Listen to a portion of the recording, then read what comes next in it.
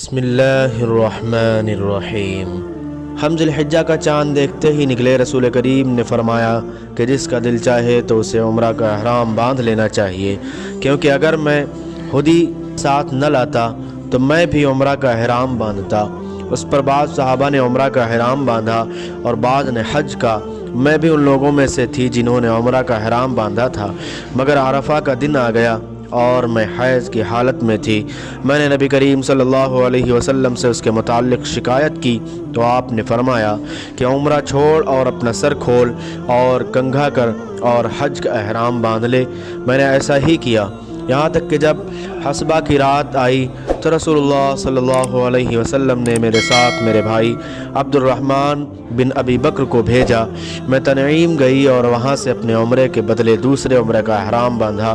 حشام نے کہا کہ ان میں سے کسی بات کی وجہ سے بھی نہ خودی واجب ہوئی اور نہ روزہ اور نہ صدقہ۔ تنعیم حد حرم سے قریب 3 میل دور ایک مقام کا نام ہے۔ آپ صلی اللہ علیہ وسلم نے فرمایا کہ رحم مادر میں اللہ تعالیٰ نے ایک فرشتہ مقرر کیا ہے، وہ کہتا ہے اے رب اب یہ نطفہ ہے، اے رب اب یہ علقہ ہو گیا ہے، اے رب اب یہ مضغہ ہو گیا ہے۔ پھر جب خدا چاہتا ہے کہ اس کی خلقت پوری کرے تو کہتا ہے کہ مذکر یا مؤنث، بدبخت ہے یا نیک بخت، روزی کتنی مقدر ہے اور عمر کتنی۔ پس ماں کے پیٹ ہی میں یہ تمام باتیں فرشتہ لکھ دیتا ہے۔ ہم نبی کریم صلی اللہ علیہ وسلم کے ساتھ حجۃ الوداع کے سفر میں نکلے۔ ہم میں سے بعض نے عمرہ کا احرام باندھا اور بعض نے حج کا۔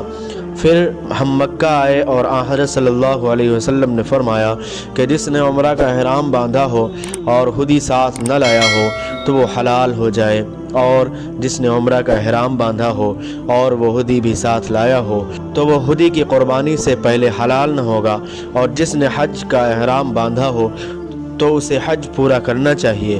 عائشہ رضی اللہ عنہا نے کہا کہ میں حائضہ ہو گئی اور عرفہ کا دن آ گیا، میں نے صرف عمرہ کا احرام باندھا تھا۔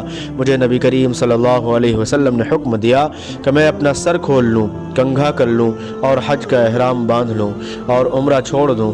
میں نے ایسا ہی کیا اور اپنا حج پورا کر لیا۔ پھر میرے ساتھ حضرت صلی اللہ علیہ وسلم نے عبد الرحمن بن ابی بکر کو بھیجا اور مجھ سے فرمایا کہ میں اپنے چھوٹے ہوئے عمرہ کے عوض تنعیم سے دوسرا عمرہ کروں۔ فاطمہ بنت ابی حبیش کو استحاضہ کا خون آیا کرتا تھا تو انہوں نے نبی کریم صلی اللہ علیہ وسلم سے اس کے متعلق پوچھا۔ آپ نے فرمایا کہ یہ رگ کا خون ہے اور حیض نہیں ہے، اس لیے جب حیض کے دن آئیں تو نماز چھوڑ دیا کر، اور جب حیض کے دن گزر جائیں تو غسل کر کے نماز پڑھ لیا کر۔